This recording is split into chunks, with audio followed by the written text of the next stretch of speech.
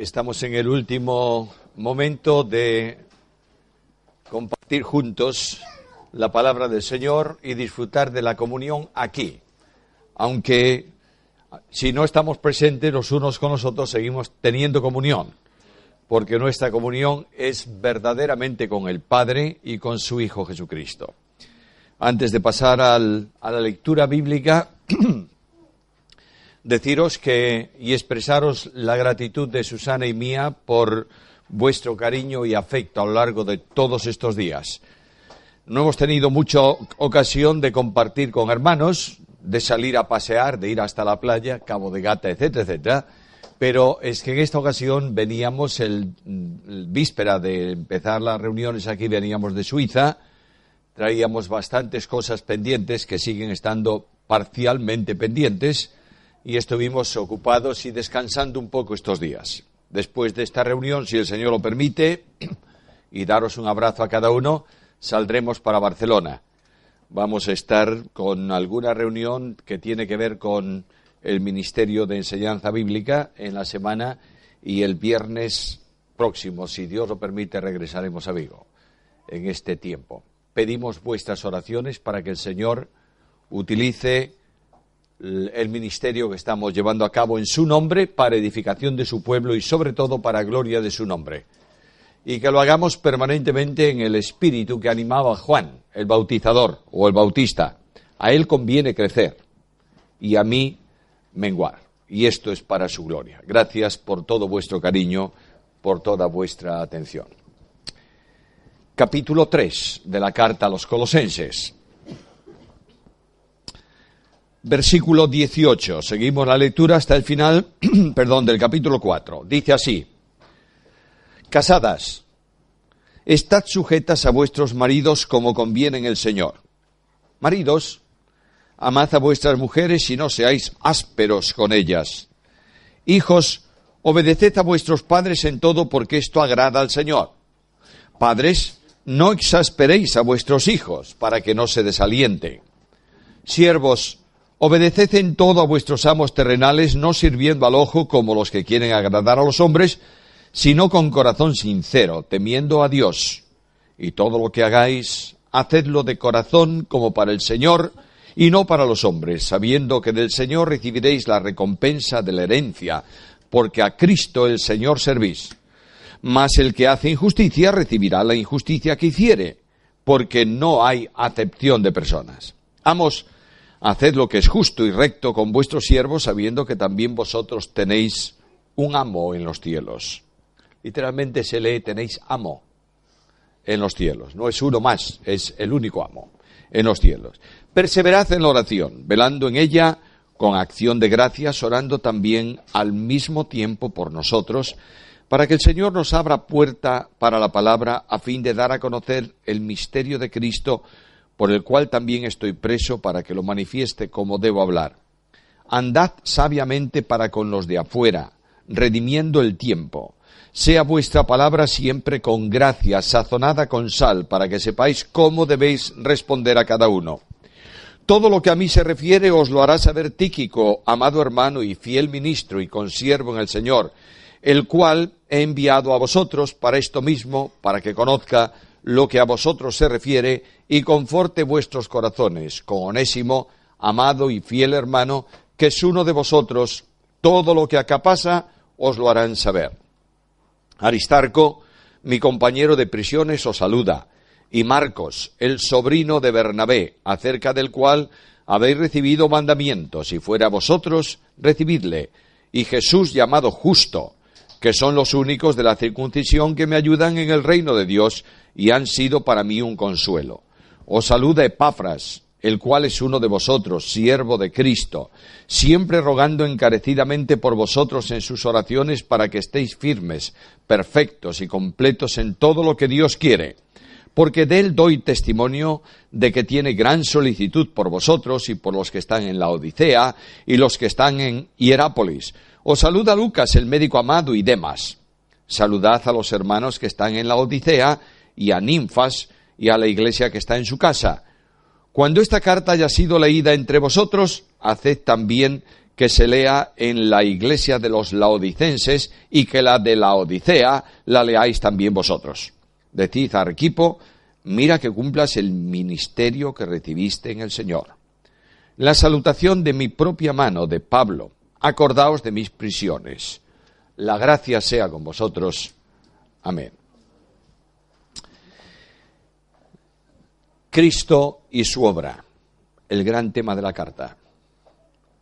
La obra de Cristo trae una consecuencia, la Iglesia. Y trae una consecuencia, la relación entre Cristo y la Iglesia. Hablar de estas impresionantes verdades en un mundo pagano era enormemente difícil.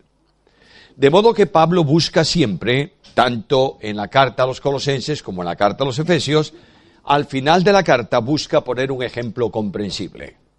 Un ejemplo que pueda calar en el interior de las personas y al mismo tiempo un ejemplo que, haciendo reflexionar a los creyentes sobre conducta, nos recuerden que la misión nuestra en la tierra es una misión de testimonio.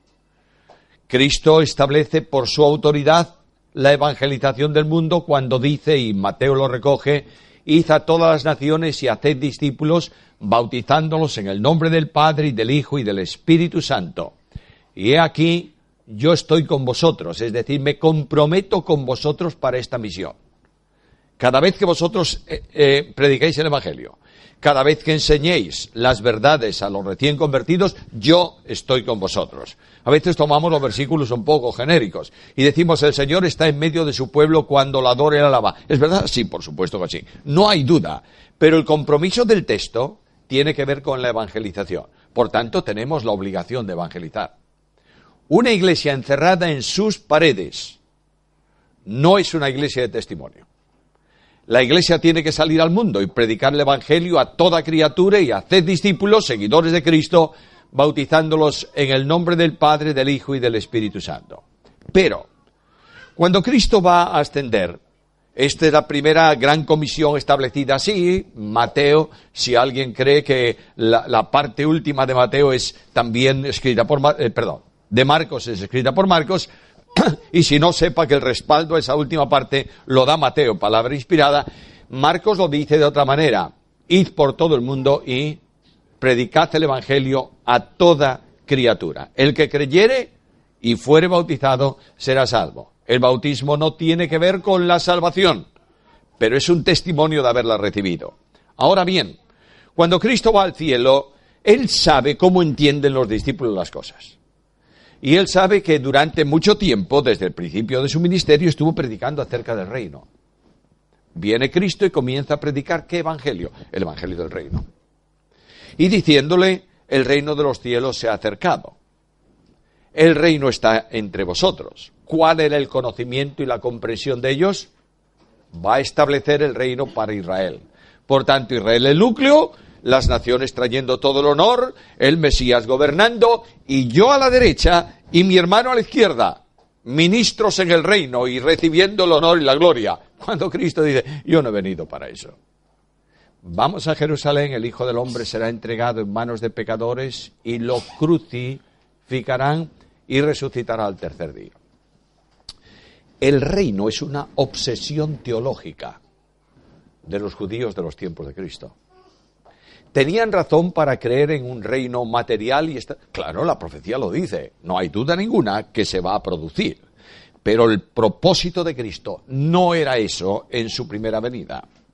Ahora, cuando Cristo va a ascender, los discípulos y la gente, algunos de sus seguidores, le están rodeando, y la pregunta de los discípulos tiene que ver ¿con qué?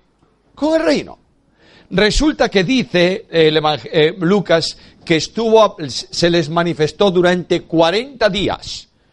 Y en esos 40 días también les habló ¿de qué? Del reino. No habían entendido nada del reino. De manera que cuando va a ascender, ¿qué le dicen a Cristo? ¿Restaurarás el reino a Israel ahora? Si yo tengo 12 alumnos así, conmigo duran una semana. Pero Cristo los mira y les dice, no os toca a vosotros. Lo que os toca a vosotros es ser mis testigos. Notáis que el cambio es interesante. No se trata solo de proclamar un mensaje, se trata de manifestar a Cristo.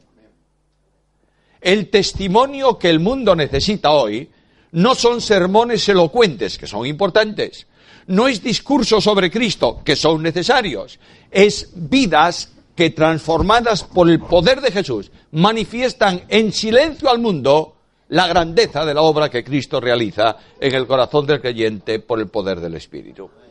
Si no tenemos un respaldo al evangelio que predicamos, no tenemos evangelio que predicar. Por tanto, el final de la carta de Colosas a los colosenses, que va a ser leída, son cartas circulares con toda probabilidad. De modo que le dice, esta carta leedla vosotros y pasadla a la Odisea. Y la de la Odisea, ¿y cuál es la carta a la Odisea? Probablemente la carta a Éfeso. Nosotros tenemos una copia que pone a Éfeso, pero es una carta circular que como circular circulaba por las iglesias, y dice Pablo, no os olvidéis de leer vosotros la de ellos y ellos la vuestra. Ahora, en las dos al final está el ejemplo del matrimonio. Notaréis que en la carta a los Efesios está hablando de profundidades impresionantes, está hablando de la proyección de la iglesia desde la eternidad, Dios estableciendo el plan de redención, Dios salvando, Dios, y al final de todo, en medio de un contenido tan tremendamente denso, dice, sujetándoos los unos o subordinando, sometiéndoos los unos a los otros, las casadas, y pone un ejemplo. Quiere decir, ¿cómo puedo explicar yo al mundo la relación que hay entre Cristo y la Iglesia? Mediante la relación que hay entre el marido y la mujer. ¿Cómo puedo yo explicar a un mundo griego y romano con dioses y con religiones y con normas y con formas de culto? ¿Cómo puedo explicar yo la relación entre la Iglesia y Cristo? Mediante la relación de la esposa con el esposo. Las dos epístolas terminan así, y las dos epístolas tienen el mismo propósito. Por tanto, Pablo ha hablado de que Cristo es la cabeza de un cuerpo que es la Iglesia, ¿verdad? Ahora apela al matrimonio, y quiero recordaros, antes de entrar en este primer versículo, que el matrimonio cristiano no son dos yos que se convierten en un nosotros. ¿Me estáis siguiendo? Son dos yos que se convierten en otro yo. De manera que cuando tú rompes un matrimonio, estás destruyendo un yo que ya no tiene remedio. El divorcio, la rotura matrimonial entre creyentes no es la vuelta a dos yos de un nosotros, no. Es la muerte de un yo y el retorno a un yo ya problemático y negativo como fracaso espiritual en la vida de una persona. Esta vez comienza hablando a las mujeres. En Efesios Pablo habla a los maridos. Bueno, no importa. ¿Por qué? Porque fíjate que está terminando su párrafo anterior hablando de la Iglesia, no de Cristo. Notas que en el párrafo anterior, soportándoos, perdonándoos, como Cristo os perdonó, está hablando de Iglesia. Específicamente, por tanto, las casadas estén sujetas a sus maridos, como conviene en el Señor.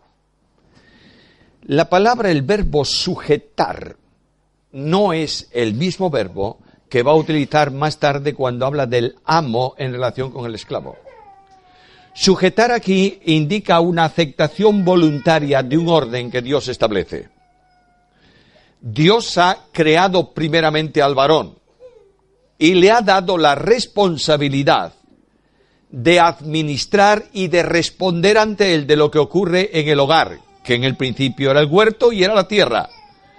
Por tanto, cuando vas al primer libro de la Biblia, escrito de la Biblia, que es el libro de Job, notarás que el padre de esa familia, Job, se ocupa de un ministerio de intercesión hacia sus hijos. Y dice, no sea que hayan tenido un problema espiritual. Y dice el texto bíblico que él traía sacrificios delante de Dios por cada uno de sus hijos. No es que fuese el dueño de los hijos, simplemente era el sacerdote que en la presencia de Dios ministraba en intercesión por los pecados del pueblo. Más adelante se va a desarrollar eso en Pentateuco y en los libros de la Biblia, y lo culmina en una enseñanza fantástica el escritor de la carta a los Hebreos. Dios establece un responsable del hogar, que es el hombre. Quiero decir algo que es muy serio. La obra de Dios en la iglesia es responsabilidad de Cristo. ¿Por qué? Porque ¿qué dice Cristo? Yo edificaré mi iglesia. Indudablemente lo hace por medio de nosotros, ¿verdad? Y es un privilegio servir al Señor. No tenemos excusa ninguna para no servir. No podemos decir, bueno, como yo tengo una familia, no voy nunca a la iglesia, ni que... No, eso no es así. Pero la responsabilidad tuya directa no es responsabilidad de funcionamiento y de avance de iglesia, eso es de Cristo. La responsabilidad tuya es servir al Señor, pero tu responsabilidad como hombre es tu hogar. De manera que dentro de ese hogar, Dios va a pedir cuentas al hombre de lo que está pasando en el hogar, como responsable de esa parcela de Dios, y la mujer, para hacer grata esa obra, para ayudar a su marido, se sujeta. Sujetar quiere decir, se coloca en un determinado orden. No quiere decir que sea inferior. Yo quiero recordaros la creación, que al fin y al cabo, en la constitución del primer matrimonio, el matrimonio primero se establece, se constituye para una pareja que no tiene pecado. A veces nosotros tomamos el primer matrimonio para decir, esto es así. Bueno, claro que es así. Esto es lo que Dios establece. No podemos decir que no sea así, pero no podemos olvidar que el pecado deterioró el matrimonio como deteriora al hombre en todos los niveles. ¿No es esto? Y que Dios, que prohíbe o que establece como propósito suyo que un hombre tenga una sola mujer, más adelante en su ley habla de hombres que tienen más de una mujer. Dios, que establece que el hombre se case con una sola mujer definitivamente, dice que el rey no tenga muchas mujeres. Dios, que establece la unidad del matrimonio permanentemente, dice que si hay un problema que haga imposible la convivencia, se le dé carta de repudio. Por tanto, todo esto está demostrando una cosa, que el hombre ha sido deteriorado. ¿Por qué? Por el pecado. No justifica esto el divorcio hoy. Yo quiero decir con mucha firmeza, el divorcio es pecado. ¿Está claro o no? Lo dice Malaquías. Claro, tenemos que estudiar cada caso de por sí, etcétera, etcétera. Esto pertenece al liderazgo de la Iglesia. Pero voy al tema. Las mujeres aceptan un orden. No significa una humillación, significa colocarse en un determinado lugar. Yo os digo muchas veces que tengo un hermano. Supongo que lo tengo todavía.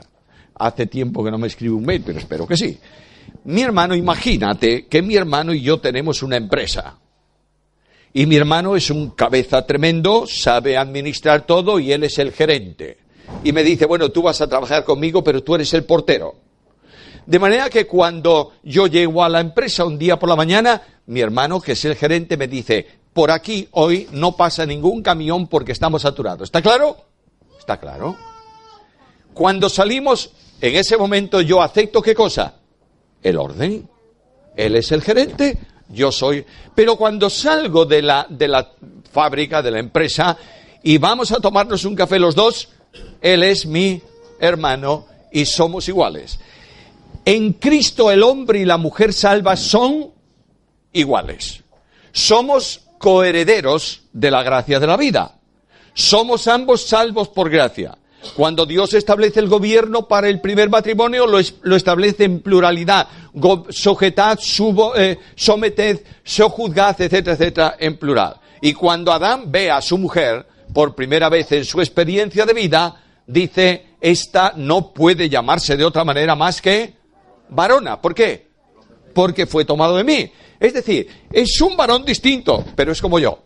Y Dios esto da ahí en el libro de Génesis todas las coordenadas de por qué el hombre tiene que amar a la mujer, porque fue tomada de un hueso, no de los pies para pisarla, ni de la cabeza para que ella mande, sino del costado, para que tú puedas amarla y protegerla. Esta es la gran misión del primer matrimonio. Ahora, la mujer, cuando es tentada por Satanás, pretende alcanzar un nivel que no tenía. No ser igual que el marido. No sería gran problema. ¿Sabes qué quiere ser la mujer? Igual a Dios. Satanás le dice, el día que comas de esto serás como Dios. Él nunca dijo que quería ser como Dios. Él dijo, quiero ser semejante al Altísimo, que es distinto. Pero tú serás como Dios. Y generó en la mujer, luego en el hombre por transmisión del pecado, el deseo de ser más de lo que debe ser. Este problema está arraigado en la estructura femenina, perdón, y también en la estructura masculina. Pero hoy en día en nuestra sociedad notaréis que las mujeres están alcanzando puestos de alto nivel. Y cuando esto es de empresa, yo estuve tiempo en la empresa, por eso sé lo que digo. Y cuando una mujer alcanza un determinado nivel, procura hacer un círculo alrededor para que nadie lo ocupe. Bueno, sois un encanto, pero esta es psicología femenina, no hay otro. No. De modo que la mujer quiere, y lo que no le gusta es estar bajo un orden. ¿Me está siguiendo? Ahora, ¿la Iglesia es parte de Cristo o no? Sí, Cristo es la cabeza, la Iglesia es el cuerpo, y en el Nuevo Testamento se habla del Cristo, en el sentido de cabeza y cuerpo, que es la unidad de la Iglesia. ¿Quién, dónde, en qué lugar tiene que estar la Iglesia? Subordinada. Él es el Señor. Nosotros somos la Iglesia. El mundo no entiende esto. Pero Pablo dice, las casadas estén sujetas a sus maridos porque es conveniente en el Señor. Es decir, si tú quieres tener comunión con el Señor, tienes que aceptar el plan de Dios. ¿No es esto? Subordinación. Ayer decía que la mujer, la esposa, es la mayor bendición de la gracia para un hombre. ¿El que halló esposa? Pero no podemos olvidar que yo, que soy un hombre, que tengo una naturaleza adámica dentro de mí y a veces asoma las orejas, muchas veces, más de las que yo quiero, también asoma en la mujer. Por tanto, el apóstol Pedro habla de las mujeres. Habla muchos más versículos Pedro para las mujeres que para los hombres. Algunos dicen que Pedro habla mucho de las mujeres porque vivía con dos, con su esposa y con la suegra. Y vivir con la esposa es una cosa seria y vivir con la suegra es una cosa muy seria. Ahora, el apóstol Pedro dice de las mujeres en el capítulo 3 de su carta primera, dice lo siguiente: estad sujetas a vuestros maridos para que también los que no creen a la palabra sean ganados sin palabras por la conducta de sus esposas, considerando vuestra conducta casta y respetuosa. Vuestro atavío no sea el externo de peinados ostentosos, de modo que todas las que habéis ido a la peluquería ayer o anteayer y estáis contradiciendo el versículo de Pedro. No. Lo que está diciendo Pedro es que no sea un espectáculo el peinado de la mujer y que ella entre en la iglesia llamando la atención por su peinado. ¿En qué sentido? Las griegas rizaban el pelo, trenzaban el pelo y a veces lo hacían de tal manera que necesitaban criadas que las peinaran. En ese pelo, además del pelo bien peinado, lo llenaban de oro, de perlas, y claro, era un espectáculo. Pedro no prohíbe el pelo arreglado ni prohíbe las joyas, no prohíbe el uso, prohíbe el abuso. Aquellas personas iban a la iglesia no para llamar la atención por su corazón espiritual, sino por su cabeza peinada y por sus vestidos ostentosos. Ahora, le dice algo el apóstol Pedro a las mujeres, y dice, el interno, el del corazón, en el incorruptible ornato de un espíritu. ¿Queréis decirlo en alto, maridos? ¿Lo anotasteis? A la mujer se le pide un espíritu afable y apacible. Lo contrario lo tienes en la historia bíblica con muchas ilustraciones. Hay un hombre que conoce de mujeres más que nadie. ¿Sabéis cómo se llama en la Biblia? Salomón. 700 y 1000. Bueno, qué barbaridad. Salomón conoce bien, y en el libro de los Proverbios, en el capítulo, creo que es el 19, y en el versículo 13, dice lo siguiente: Gotera continua en tiempo de lluvia y mujer rencillosa es lo mismo. Los almerienses, se llama almeriense, ¿no? Los almerienses de lluvia sabéis poquito. Los gallegos un poco más. En Galicia llueve poco. Empieza en octubre y termina en marzo. Y en verano va a llover. Los que fuisteis a Condensera recordáis que en pleno verano, mes de calor y tal, de vez en cuando, y algún año llovió lo que no llovió en un mes. Bueno, lluvia. Yo era un hombre muy feliz cuando era niño. Tengo recuerdos impresionantes de mi infancia. Sobre todo de la relación mía con mis abuelos maternos. Tenían una casita allí en las afueras de la ciudad, hoy está dentro de la ciudad, pero entonces era fuera campo y tal. Y yo iba para allá y disfrutaba tremendamente. Me acuerdo que un día de otoño empezamos a cenar y empezó a llover. Y la abuela dijo, un momento, todos nos callamos y se oía en el fallado, tac, tac. Y le dijo a mi abuelo, Severo, hay una teja rota y está lloviendo. El abuelo, lleno de bondad, se levantó, buscó una tina de zinc, no había otra, la escalera, fue al tejado, al fallado, buscó la gotera, puso la tina. Ya no se oía tac, tac, se oía toc, toc, toc, toc. Y claro, así toda la noche. A mí la gotera me importaba nada, pero a la abuela no, que no la dejaba dormir. De modo que al otro día le dice al abuelo, antes de la comida, me arreglas la teja. Gotera continua. Es esa mujer que no deja un solo instante de estar pinchando al marido. Venga, dale.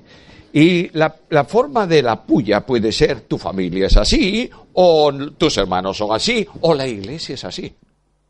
De modo que está permanentemente, y claro, Salomón dice en Proverbios, frente a una tragedia de este tipo, se toma una decisión solemne y dice, es preferible vivir en un rincón del terrado que con mujer rencillosa en casa amplia. El tejado, calor en verano, tremendo. Prefiero el calor en el tejado que vivir en la casa, pero la mujer rencillosa tiene un instrumento muy potente que es su voz. De modo que desde él en el tejado, ella en la casa y él oyendo, que seguía lo mismo. ¿Sabe lo que hace? Dice, es preferible morar en el desierto. De modo que se va al desierto el hombre, ya no puede más. La mujer rencillosa. La mujer rencillosa, la mujer que no tiene un espíritu subordinado, no solamente quiere gobernar el hogar, quiere gobernar la iglesia. Decimos, no, eso no es posible. Esto no va a ocurrir nunca entre nosotros, porque nosotros tenemos muy claro que la mujer no puede ejercer autoridad. Muy bien, no hace falta. Puede ser la mujer más silenciosa y más modesta dentro de la iglesia, pero normalmente gobierna la iglesia a través de ¿quién? Del marido. De manera que cuando llega, voy a poner un ejemplo, porque yo creo que con ejemplos se entiende mejor la cosa, ¿verdad? Imagínate que es don José y doña Josefa, no tú. Tu esposa no se llama Josefa, es un nombre común, ¿verdad? Bien. Don Pepe y doña Pepita. Y resulta que reunión de consejo lunes, se reúnen los ancianos, llega a casa don José y doña Josefa le dice, ¿qué tal la reunión? Bien. ¿Y de qué tratasteis? Eso no te corresponde a ti. ¿Cómo? ¿No me dices de qué tratasteis? No. Bien. Martes, ¿de qué tratasteis ayer? El miércoles ya no es de qué tratasteis. A ver si me dices de una vez de qué tratasteis ayer. De modo que el jueves don José ya no puede más. Y le dice, bueno, te voy a explicar. Tratamos de esto, y de esto, y de esto. ¿Y de esto qué acordasteis? ¿Acordamos esto? No.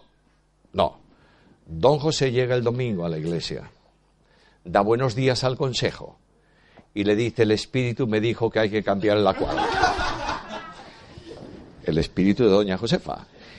Por tanto, cuando una mujer pierde el norte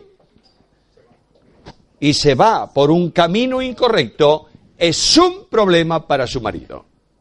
Porque una de las cosas que la Biblia enseña es que la mujer cristiana es respaldadora del marido.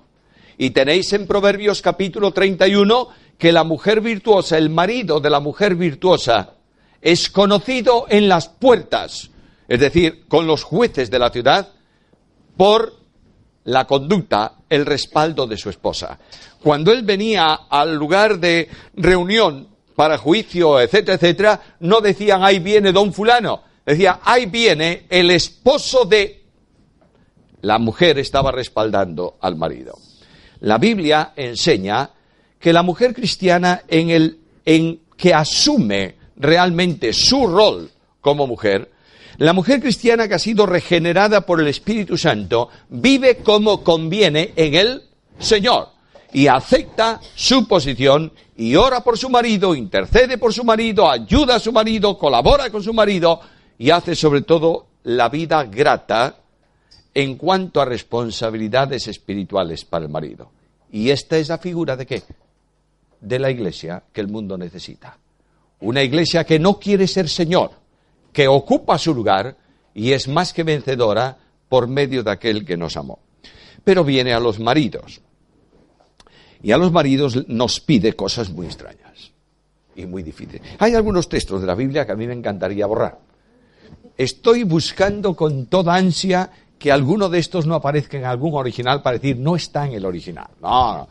Pero está tanto este como el de Efesios. Y lo que me dice aquí el texto bíblico es: maridos, amad a vuestra mujer. Bueno, está bien. Si no tengo más remedio, lo haré. Dice: no, Pablo dice en Efesios algo más. Amad a vuestras mujeres, así como... Gracias, José. Este es el complemento final. Cristo amó a la iglesia, tú amas así a tu mujer. Está bien. Y entrégate a ella. Hombre, sí. Y entrégate a ella, porque así lo hizo Cristo con la iglesia. No puede haber vida cristiana que no funcione bajo el amor de Dios. ¿Sabes por qué? Porque el amor de Dios ha sido derramado en nuestros corazones por el Espíritu Santo que nos fue dado. No dice Pablo en Romanos 5:5, que es donde está el texto, no dice Pablo que Dios nos ha dado algo de su Espíritu y algo de su amor. Lo ha derramado. Tú puedes llenar un vaso de dos maneras. Lo pones debajo de un grifo, poquito a poco, y cuando llega arriba, cierras el grifo. Lo puedes meter debajo de una fuente que nace en el campo, que es un torrente de agua, pones el vaso debajo y no solo se llena de agua, es que reborda por todos los lados. El que tiene a Cristo, de su interior saldrá un río que brota, una fuente que brota para vida eterna. Por tanto, el Espíritu Santo llena el corazón del hombre, el corazón del varón cristiano, el corazón del esposo, para que ame a su esposa, entregándose a ella. Yo siempre pensé que era la mujer que se entregaba, ¿o no? Siempre la psicología dice que cuando alguien quiere conseguir algo de una mujer, le tiene que decir unas cuantas palabras muy tiernas, regalarle unas cuantas cosas y terminará rindiéndose. ¿Es así? Resulta que Dios no tiene esto en su pensamiento para el matrimonio. Cuando vas al libro de Génesis, lees lo siguiente: dejará el hombre a su padre, a su madre, se unirá a su mujer, serán los dos. ¿Quién se une? El hombre. ¿Quién deja? Yo siempre pensé que el problema del hombre era el problema de su suegra, ¿verdad? Claro. Pero aquí resulta que es al contrario. El gran problema de un matrimonio, joven sobre todo, la mayor desgracia de una mujer es casarse con un niño de mamá. ¿Cómo suena? Viene, le hace un guiso riquísimo para el marido, se lo pone en la mesa y le dice: ¿te gusta? Y el marido dice: muy bueno, pero ¿cómo lo hacía mi mamá. ¡Pum! Le da una corbata, toma una corbata. ¿Te gusta? No está mal, pero mi mamá no lo hubiera comprado nunca así. No digo que entierres a tu mamá, por favor, no es eso. Pero entiende bien que tu vida ha terminado en dependencia de obediencia a tus padres cuando te has casado. ¿Está claro? Y que el hogar tiene que funcionar en diálogo entre el marido y la mujer. Y una de las cosas que tiene que haber es que la mujer no tiene que oír te amo, tiene que sentirse amada. Esta mañana yo no he oído en voz audible al Señor decirme te amo. No, pero lo he sentido. Estamos rodeados de su amor. En cada momento, en cada instante, miro lo que pasó ayer y digo, me ama. Veo lo que pasa hoy y digo, me ama. Me voy a levantar mañana a la mañana si sigo con vida y sé que Él me ama. Dios me ama. Tú tienes que amar como Cristo te ama a ti, tienes que amar a tu esposa. Conflictos matrimoniales, ¿hay muchos? Demasiados. A lo largo de los 32 años que yo estoy en el pastorado de nuestra iglesia, he visto algunos. Un matrimonio que no se lleva bien. Entonces, ¿qué haces tú? En tu labor pastoral te sientas con su marido y te dices, a ver, ¿qué pasa, hombre? Dime, ¿cuál es el problema? Bueno, hablaré con tu esposa. Hablas con tu esposa. ¿Cuál es el problema? Es que tú no sabes cómo es él, es que no, y él no sabe cómo es ella, así. Por fin los reúnes a los dos y dices, bueno, ya sé cómo es ella y ya sé cómo es él. Ahora yo quiero saber si hay alguna posibilidad de arreglar este problema. Y después de mucha discusión te dicen, bueno, nos volvemos a reunir en la semana que viene. Y tú te acercas al marido, porque lógicamente es el que debiera tomar un paso en la iniciativa de la solución, y le dices, pero hombre, ¿no crees que...? ¿Sabes lo que te contestan a veces? Es que tú no sabes cómo es mi mujer. Y yo a esta gente le digo, de vez en cuando lo he dicho, como suena, aunque tu mujer sea un cruce de hiena y chacal, tienes que amarla. Y tienes que amarla por una razón, porque tú no amas por lo que ella es. Amas por necesidad de amar porque estás viviendo a Cristo. No amas a tu esposa por lo que ella va a hacer por ti. Amas a tu esposa porque es para ti el regalo mayor de la gracia. ¿Notas lo que dice Pedro? Tratando a vuestras mujeres como a vaso más frágil. Mirad, hay un error diabólico que es considerar a la mujer en inferioridad porque es más frágil que el hombre. Bueno, posiblemente tenga menos fuerza muscular. Una mujer le cuesta más levantar 50 kilos de un saco de patatas que a un hombre. Esto es verdad.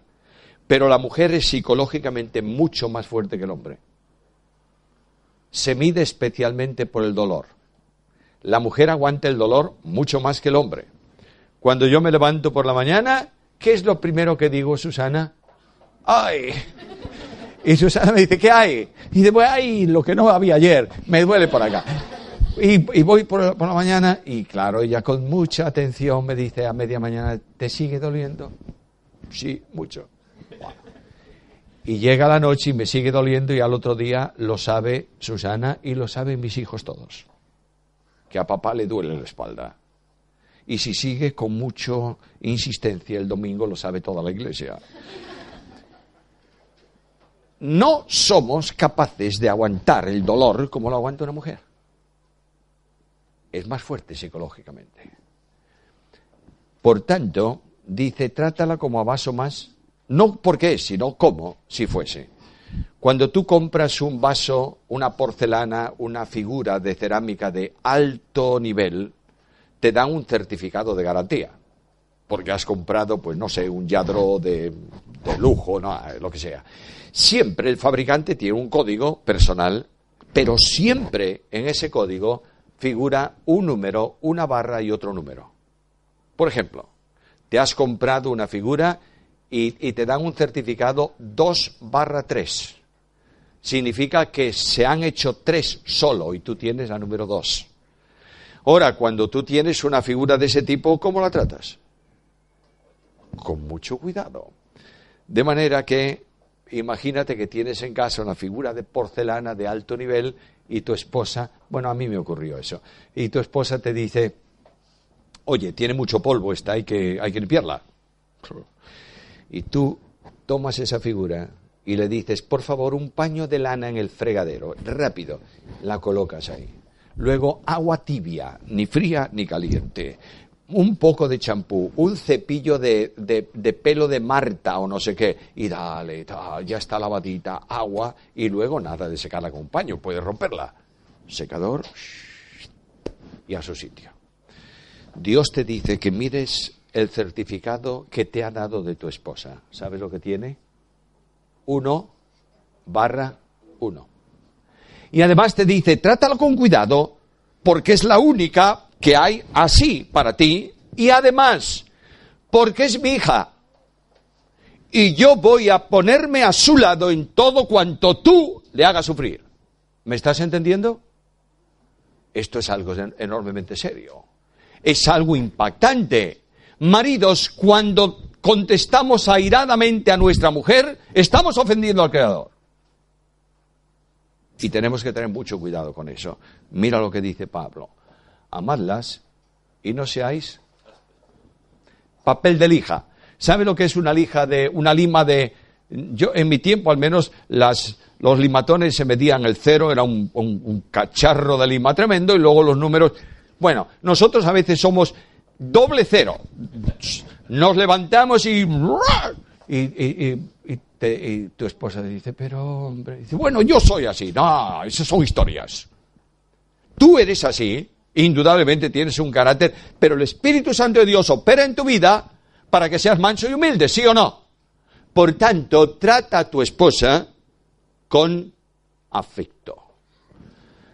Este tratamiento a la esposa exige reconocimiento también.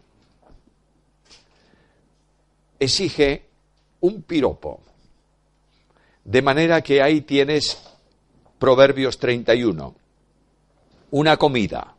El padre ha invitado a comer a todos los hijos. Ya están todos en la mesa. Y normalmente en una comida familiar, ¿quién es la última persona en entrar y sentarse? La madre, la mujer, la esposa.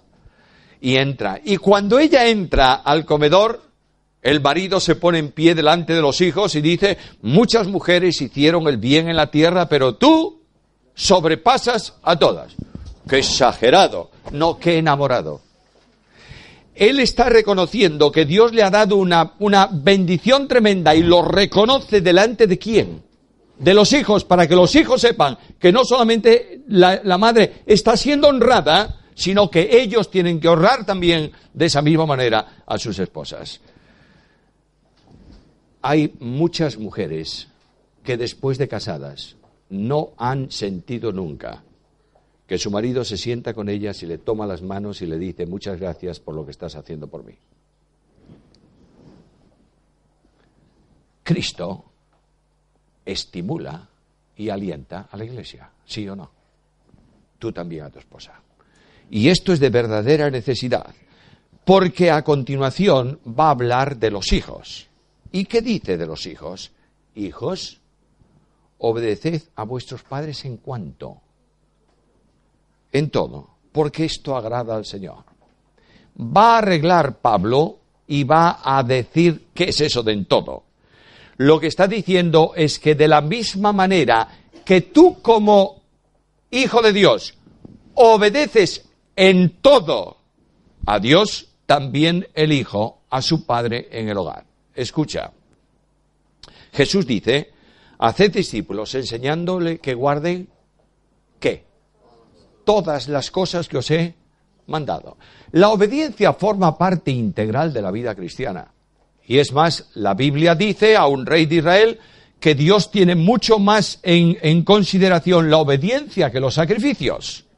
No consiste en venir a la reunión y cantar grandes cánticos o cánticos más pequeños y asistir a todas las reuniones y participar en todo el programa de la iglesia. Lo que quiere Dios es que le obedezcas. Y tú dices, bueno, si vengo a la iglesia y participo en el programa de la iglesia, estoy obedeciendo a Dios. ¿En todo? Escucha, amad a vuestros hermanos. ¿Lo haces? es un problema. Pues entonces no obedecen en todo. Y no obedecer en algo es ser un desobediente. Y ser un desobediente es estar al margen de las bendiciones de Dios, ¿está claro?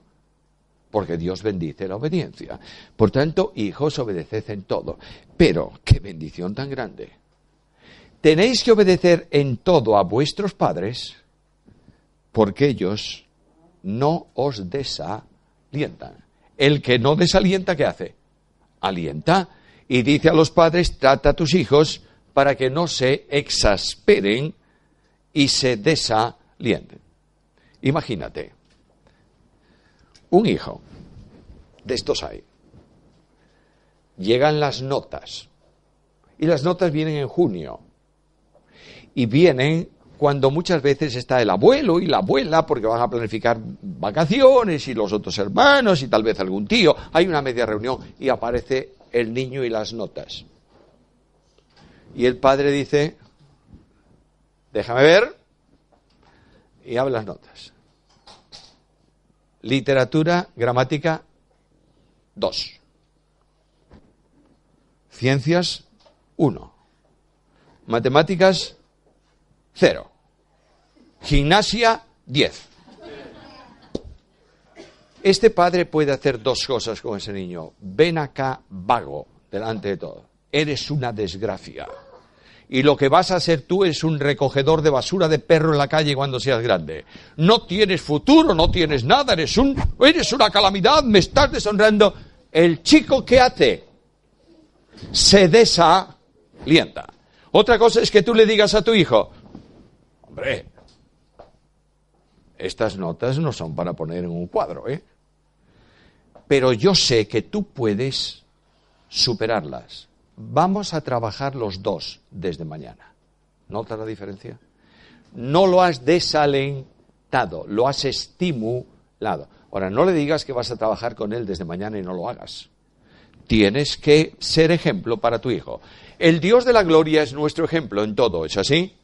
Por tanto, nosotros como padres tenemos que ser ejemplo a nuestros hijos. Entre otras cosas, ejemplo de amor a nuestra mujer. Mirad, en un tiempo como el de hoy, en donde el divorcio está al orden del día, y donde la nación ha establecido el divorcio exprés para atender a tanta demanda que saturaba la judicatura, frente a esto hay un hombre cristiano que delante de sus hijos respeta y ama a su esposa.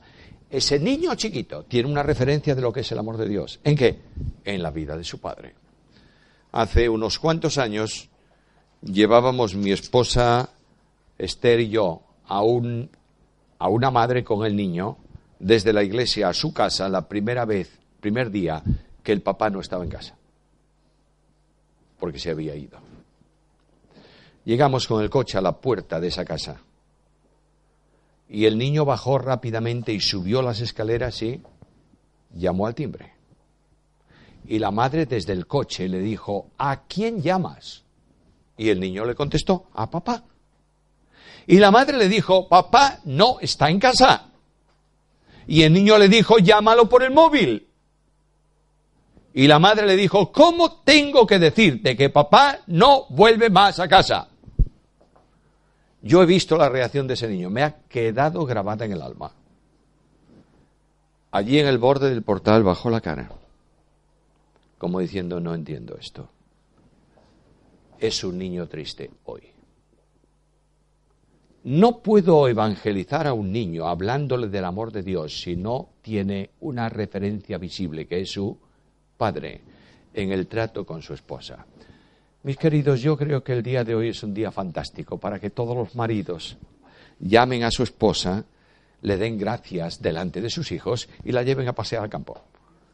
Y comiencen una relación nueva conforme a lo que Pablo dice en esta carta, maridos, amad a vuestras mujeres, mujeres, subordinaros al marido, padres, no exasperéis a vuestros hijos, hijos, obedeced a vuestros padres. Y ahora pasa al mundo laboral. A lo mejor la familia cristiana no se ve mucho en la sociedad. Es más, familias americanas, por ejemplo, se ven poco. ¿Sabes por qué? porque tienen una casa y están aislados, los vecinos no saben de ellos, en fin, tiene que ser un lío muy gordo para que el vecino próximo se entere. Pero en la fábrica sí, en la empresa sí, en la labor sí. Y aquí estás tú al servicio de un jefe, de un empresario, de un dueño. Y Pablo está escribiendo para nada parecido a las relaciones laborales de hoy, en donde los obreros, los productores tienen derechos. Está escribiendo a los esclavos. Esclavos, obedeced ¿en qué? En todo a vuestros amos terrenales. Además lo escribe a una iglesia donde hay un hombre que tenía un esclavo. De manera que lo que le está diciendo no es vamos a liberar a los esclavos. Él reconoce una situación social, justa o injusta, pero lo que está pidiendo es que los siervos amen, respeten a sus amos terrenales. Voy a trasladarlo en idioma al día de hoy. Obreros, funcionad con ética cristiana en la empresa. No sirviendo, ¿sabe lo que significa eso? No solo cuando te ven. Hace tiempo yo presencié, unos cuantos años, llegó un coche del servicio de jardines del ayuntamiento, justo delante de mi casa, un revuelo, bajar las palas y bla, bla, bla, bla, bla. Y yo me asomé a la ventana a ver qué pasaba y bajaba allí un grupo. 3 o 4 quedaron en el jardín que hay frente a mi casa. Y en cuanto el capataz abrió la puerta, bajó y le dijo lo que fuese, yo no lo oía, y todos tomaron su pala. Subió el capataz a la furgoneta y la furgoneta siguió, supongo que a otro lado. Entonces uno de ellos puso la pala aquí en la espalda y se apoyó, y el otro vino y venga a charlar y a no charlar, y de pronto, y a fumarse un pitillo, claro, y de pronto alguien dijo no sé qué, porque yo estaba en la ventana, y todos a trabajar. ¿Sabéis por qué? Porque venía el vehículo de nuevo de regreso. No cuando te ven, porque tu jefe, tu dueño, te está viendo siempre. Porque tú eres una persona cedida a tu empresa por el dueño tuyo que es Cristo. No sé si me estás siguiendo. Cristo te ha comprado. ¿De quién eres? De Cristo. Y ahora Cristo te ha cedido a la empresa para que tú trabajes en ella. No es a la empresa a la que tú tienes que agradar. Estás agradando a Cristo que te cedió a la empresa. ¿Me estáis siguiendo? No. Bueno, pero esto lo aclaro rápidamente. Estaba una vez en Estados Unidos en una iglesia con la que colaboré bastante tiempo, y había un hombre en la empresa, un hermano en la empresa, en la iglesia, que me vino a buscar una noche para ir a cenar a su casa. Me metió en el coche, arrancó como gato seguido por un perro. Allá no voy. Y todo el camino, y yo le dije para mí, ¿cómo está este? Y le digo, ¿qué te pasa, hombre? Te veo un poco nervioso. Nada, ¿cómo nada? Estoy harto del trabajo. Bueno, cuéntame, ¿cómo es tu trabajo? ¿Mi trabajo? Pues mira, yo soy delineante que trabajo con un plotter, y todas las mañanas me meten en el box, en la cajita de la oficina, más cajas, distribuidas. La secretaria me trae un montón de planos de instalaciones petroleras que hay que modificar. De modo que tomo el primero, modifico, tomo el segundo. Así, lunes, martes, miércoles, jueves. Estoy harto. Parezco una máquina. Bueno, yo le dije, mira, ¿por qué no ves esto de otra manera? Voy a él, el hombre decía, voy allí. El otro día le reclamé, le pedí, me dicen que no y tal, estoy cansado. Dije, es que yo creo que está reclamando en dirección equivocada. A quien tienes que reclamarle es al jefe. ¡Ya lo hago! No. El jefe tuyo es Cristo. Te ha cedido para la empresa petrolera X, para el box de producción número 4. Dile que no estás contento. Díselo a él. Bueno, pasó el tiempo. El año siguiente volví a la iglesia. El mismo hermano me llevaba a cenar. Feliz. Y yo, que me acordé de aquella conversación, le dije, ¿qué tal el trabajo? Fantástico. ¿Cambiaste de empresa? No.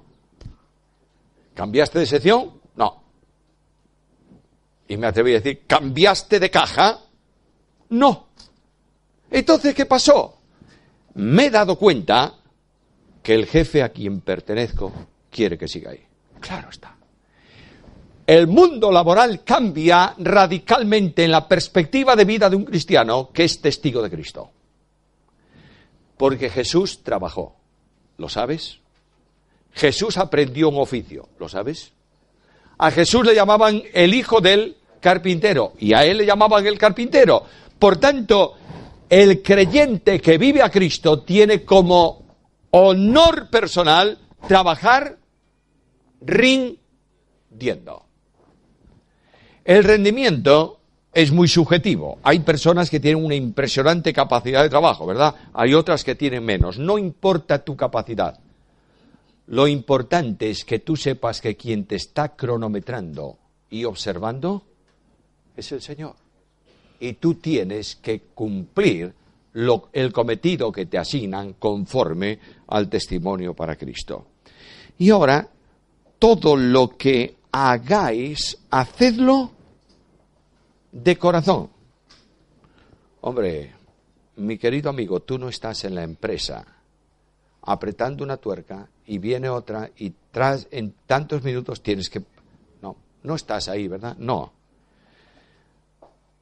Sabiendo que no servís a los hombres y que del Señor recibiréis la recompensa de la herencia, porque a Cristo el Señor servís. Me pagan muy mal en la empresa. Bueno, lamentablemente es así. Es un trabajo estresante, también es verdad. Pero es como cuando yo estoy trabajando por emergencia en un problema que surgió en la empresa. Una vez en la empresa de asfaltos del grupo donde yo estaba, se derramó una cuba de asfalto. ¿Y qué hubo que hacer? Desde el gerente al último individuo tuvieron que correr para taponarla. El gerente se puso como un San Benito, manchado por todos lados de asfalto, pero lo hizo para evitar problemas mayores, porque él sabía que al otro día estaba sentado en su despacho con un traje limpio. ¿Me estáis siguiendo? Yo tengo que ver la temporalidad de las cosas desde la óptica de los hombres. Lo que me está pasando a mí hoy es transitorio, es temporal. Puede ser desagradable, puede ser problemático, puede ser difícil, pero todo esto genera en vosotros un cada vez más excelente y eterno peso de gloria. El cielo se mide hoy, se dimensiona hoy, se respira hoy, se valora hoy, a la luz de las dificultades de la tierra. Y tú dices, este es un tránsito, es un pasaje estrecho, pero me espera ¿qué cosa? La herencia, es decir, todo lo que Dios ha dado en Cristo y para Cristo, que es también mío. Pero el que hace injusticia recibirá lo que hiciere. Escucha otro texto de Pablo en la carta a los Gálatas. No os engañéis. Dios no puede ser burlado. Todo lo que el hombre segará. Yo no he visto a ningún labrador que va al campo y siembra patatas y cuando sale la cosecha dice, oye, ni un solo tomate. ¿Cómo ha salido un tomate? Si lo que tú has sembrado son patatas. De manera que no pretendas encontrar nada diferente a lo que estás haciendo. Los hijos que no obedecen a sus padres no pueden esperar ser obedecidos por sus hijos. Y hay ilustraciones fantásticas. Una vez, en una casa, vivía una familia, el abuelito, los padres y un chico. El abuelito temblaba mucho al comer. Y de vez en cuando rompía el plato. Y casi siempre manchaba la mesa. De modo que el padre, el hijo de él, padre del niño, le dijo al abuelo, mira, esto no puede ser. Desde mañana vas a comer en la cocina y te voy a hacer un plato de madera. Y se lo hizo. Ahí comía el abuelito. Y un día el padre llegó a la habitación del niño y vio que el niño estaba escondiendo algo debajo de la cama. Y le dijo, ¿qué guardas ahí? Dice, un pedazo de madera. ¿Y para qué lo guardas? Para hacerte un plato cuando seas viejo, como el abuelo. No os engañéis, por favor. Que nadie se engañe esta mañana. Si tú no vives conforme a la voluntad de Dios, no esperes recibir bendiciones, porque estás sembrando lo que no puede ser bendecido por Dios. Y Pablo sigue avanzando rápidamente y habla a los amos. Versículo 1. Amos, haced lo que es justo y recto, no solo justo, sino recto. Justo es lo que las leyes establecen, ¿verdad? Estamos en un mundo laboral, un acuerdo, lo que sea, sindicatos, tal, se ha hecho el convenio. ¿Cuál es la justicia? Cumplirlo. Pero no siempre es recto. No solo tiene que ser justo, tiene que ser recto. Porque a veces esos convenios, sobre todo en este tiempo, están afectando de muy mala manera a mucha gente, ¿no es esto? Eso puede ser justo, nadie te va a llevar al juzgado laboral porque no cumples lo que, sino que no es recto. Y lo que tiene que tener el amo, el empresario evangélico, el que tiene a su cargo personas, es que tú tienes un amo en los cielos. ¿Y este amo es justo y recto o no? Muy bien.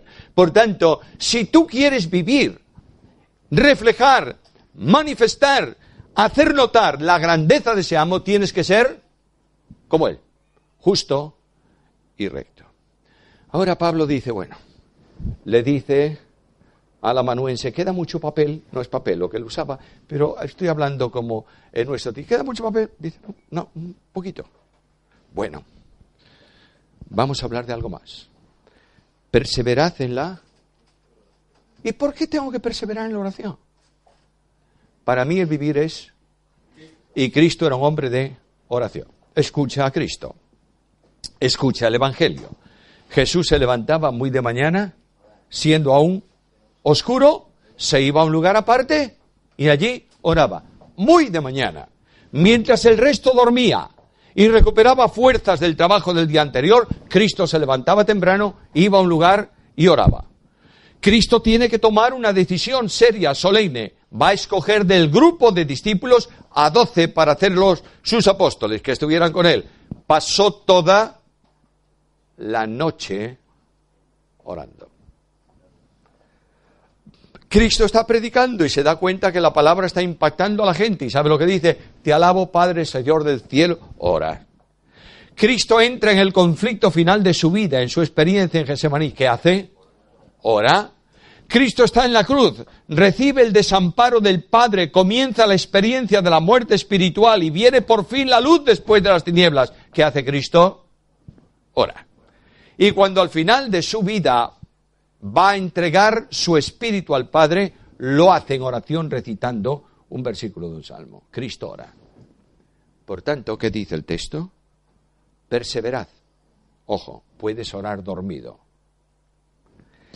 Velando en ella, con acción de gracia. Persevera, estate despierto, mantente despierto en la oración, porque entre otras cosas vuestro adversario, el diablo, anda alrededor vuestro buscando a quien devorar. Orando también por nosotros. Aquí tienes oración misionera. La carta requeriría mucho tiempo de estudio, os dais cuenta, ¿verdad? Oración misionera, ora por nosotros porque necesitamos que Dios abra puerta para predicar la palabra. No sabemos cómo lo vamos a hacer, pero necesitamos ser sostenidos por vosotros. Mis amados hermanos, la Iglesia hoy no se ocupa lo que debiera de la evangelización, pero tampoco ora por la obra misionera. Yo pregunto, ¿conocéis como iglesias aquí presentes obra misionera, lo que está pasando en el mundo misionero? ¿Tenéis buena información? Bueno, no llega mucha, de vez en cuando algo. Ponte en contacto con todas las agencias misioneras y que te manden informes. El año pasado estábamos en Córdoba, había un campamento grande de jóvenes universitarios, y una noche se presentó un desafío a los jóvenes. Una misionera en la India, Elvira Moyano,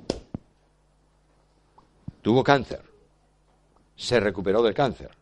Le dijeron, quédate en Hispano American. Ella dijo, no, yo vuelvo a la India. Y el gran problema que esta mujer tenía, ¿sabéis qué era?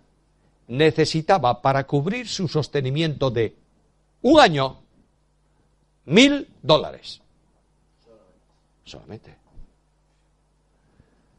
Y nadie se había ocupado de Elvira.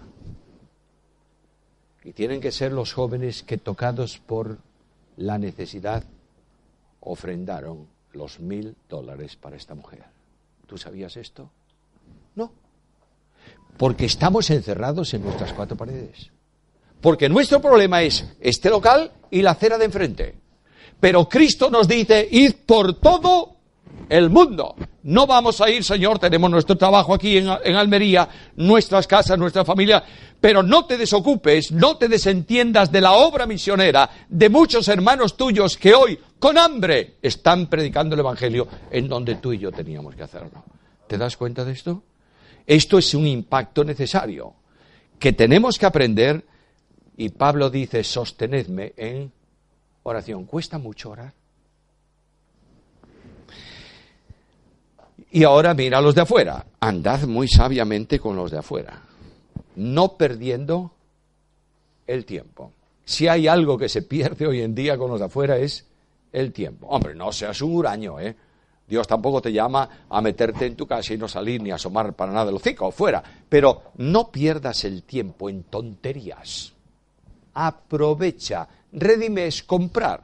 Compra ese tiempo, porque el tiempo es algo que pasa por delante de ti. ¿Puedes recuperarlo? Has perdido el tiempo, no tiene recuperación. Con los de afuera redimiendo el tiempo. Y cuando habléis con la gente, vuestra palabra siempre con gracia. Esto no significa un idioma perfecto que hace agradable la conversación. Un hombre que maneja el idioma tremendamente. Si es posible también, eso también es bueno. Pero con gracia, con la gracia de Dios y sazonada con sal, que dijo Jesús. Vosotros sois la sal de la tierra, y específicamente la sal genera sed. Por tanto, a los que trabajan en petróleo, por ejemplo, en la selva venezolana, en la zona cálida, le dan obligatoriamente una pastilla de sal. ¿Para qué? Para que beban. Porque si no, debajo del calor del sol te deshidratas y no lo notas. Por tanto, vosotros sois sal, que despertáis el deseo de beber. ¿Y quién es el agua? Yo soy el agua viva, dice Jesús. El que bebe no tendrá sed jamás. Por tanto, estás en el mundo para que tu forma de hablar impacte y genere deseo de Cristo. Y ahora va a terminar ya. Habló mucho de él durante la carta, ¿verdad? ¿Le contó a todos lo que estaba pasando, los problemas que tenía? Ni una palabra de él. Al final dice, en cuanto a lo que a mí se refiere, todos tienen ganas de saber qué pasa con Pablo. Todos saben que está encarcelado y que está esperando sentencia. Puede ser positiva o puede ser negativa. En cuanto a lo que a mí pasa, os lo hará saber Tíquico, el hermano, fiel ministro, consiervo en el Señor. ¡Qué grandeza de Pablo! El gran apóstol llama a uno de los suyos consiervo, porque él es apóstol por don y por comisión, pero es siervo por condición. De modo que cualquier hermano es consiervo tuyo. Los grandes títulos de la puerta de la iglesia para la calle. Dentro de la iglesia, siervos y consiervos. Y ahora versículo 8, el cual he enviado a vosotros para esto mismo. Ahora observad que probablemente hay un paréntesis que se ha intercalado en algunas copias y que no está en el original de la carta. Leo el versículo tal como está en el original. El cual he enviado a vosotros para esto mismo y que conforte vuestros corazones. Esa parte, para que conozca lo que a vosotros se refiere, probablemente no está. Porque no lo envían para informarse de lo que pasa en la iglesia, que se lo cuenta Pablo. Lo envía para que le informe a Colosas de lo que le pasa a Pablo. Es todo el contexto que hay aquí.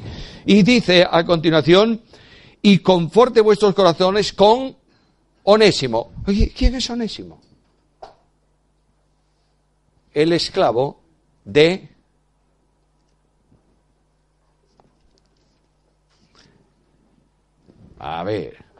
Filemón. De manera que este Onésimo, que es un esclavo y que Pablo le dice a Filemón, te ha hecho una perrada grande, un desaguisado impresionante, te ha robado, en fin. Pero ahora es, ¿sabe lo que es? Un amado y fiel hermano.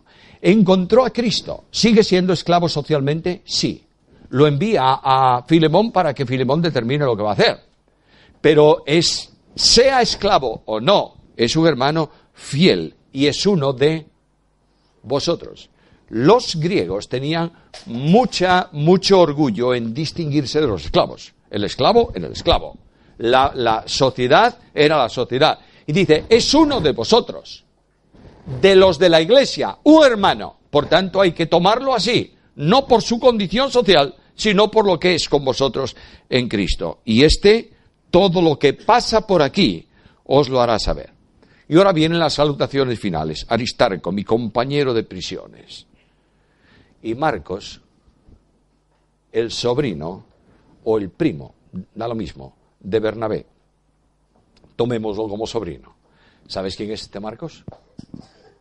El del Evangelio, pero es aquel por el cual tuvo el gran lío Pablo con Bernabé. Que Bernabé le dice, vamos a llevar a mi sobrino, ¿te parece? Yo no llevo desertores, pero Pablo, demos una oportunidad. Te digo que no. Y aquello crece, dice el texto griego, hasta el paroxismo, es decir, hasta que se salieron los dos de madre. ¿Y qué ocurre? Uno por una puerta y el otro por la otra. Bernabé siguió llevando a Juan Marcos. Y Juan Marcos aprendió de Pablo algo muy serio. La obra es seria. Bueno, alguien me va a decir, pero es que él no tuvo llamado misionero, me da lo mismo.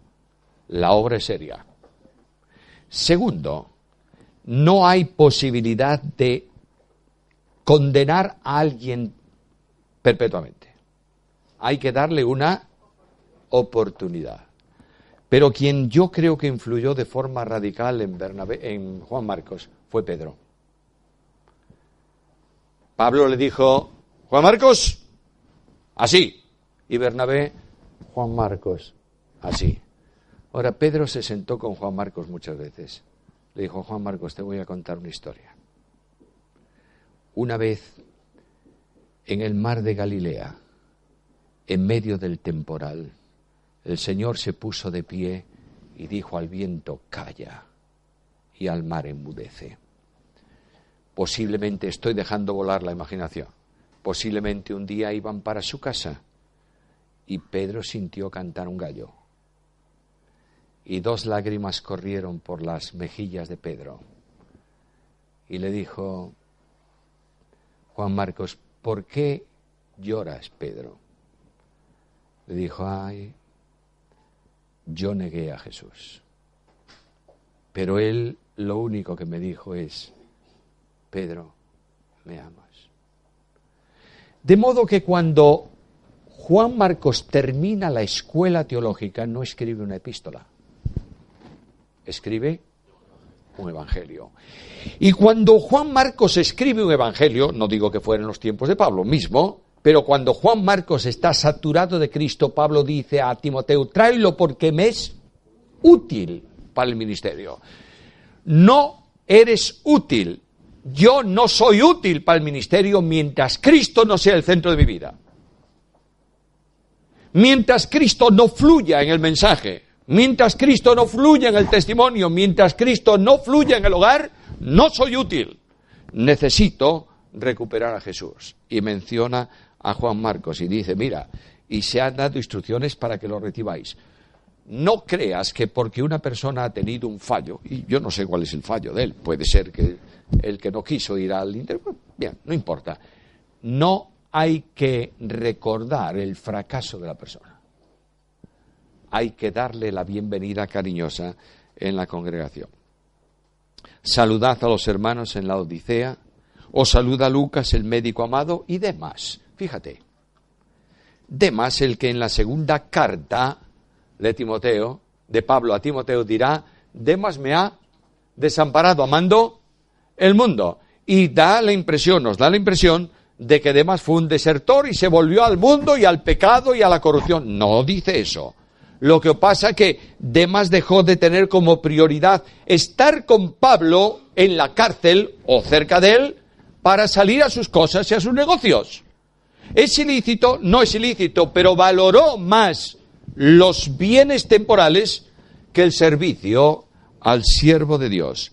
Que sea leída, que la de la Odisea la leáis vosotros, y decid a Arquipo, hijo seguramente de Filemón. Decid a Arquipo, mira que cumplas el ministerio que recibiste en el Señor. Que pongas en ejercicio los dones que respaldan el ministerio. No hay ministerio sin don. Por tanto, respaldando el ministerio, notad que hay una distinción muy interesante cuando Pablo dice a Timoteo, haz obra de evangelista, cumple, de modo que Timoteo no tenía seguramente el don de evangelista. Era un maestro, era un hombre, parece ser, con un carácter un tanto tímido. El evangelista tenía que ser como Tito, un tanque Sherman, es decir, tenía que enfrentarse. Mira, Tito, te voy a dejar en Creta para que pongas orden. Déjamelo ahí. Pero mira que son, dicen los poetas, malas bestias. Déjamelo, va a haber orden. Este es Tito. Timoteo, mira que si Timoteo va a vosotros, tenedlo tranquilo. Es muy distinto uno del otro. Ahora, tiene que cumplir, tiene que hacer la obra, no tiene el don, pero tiene que hacer la obra y tiene que cumplir el ministerio, los dones. Y por último, la salutación de mi propia mano de Pablo. Pablo al final del escrito ponía su firma. Y no ponía solamente su firma, ponía unas palabritas más. Acordaos de mis. Y ahora, el saludo típico de Pablo. La gracia sea con vosotros. La gracia que salva es la gracia que sostiene y la gracia que glorifica. ¿Has sentido esta mañana la gracia? ¿Has subido a la cruz como cantábamos y has visto al crucificado? ¿Y has sentido que no hay ninguna condenación para ti porque estás en Cristo? ¿Has sentido como un día la gracia impactó en tu vida y te ha salvado por gracia mediante la fe? ¿Has sentido cómo la gracia fluye desde la eternidad y viene y se expresa en Cristo, el unigénito del Padre lleno de gracia y de verdad? ¿Has visto la bandera de la gracia ondeando en la cruz de Cristo esta mañana? Que entre el cielo y la tierra se ha desplegado por Dios y que nunca será arriada, porque la gracia salva mientras haya hombres en la tierra. Pero la gracia es la que conduce la vida presente. La gracia es esa caricia que cuando tienes una pregunta sin respuesta, te dice, yo estoy contigo.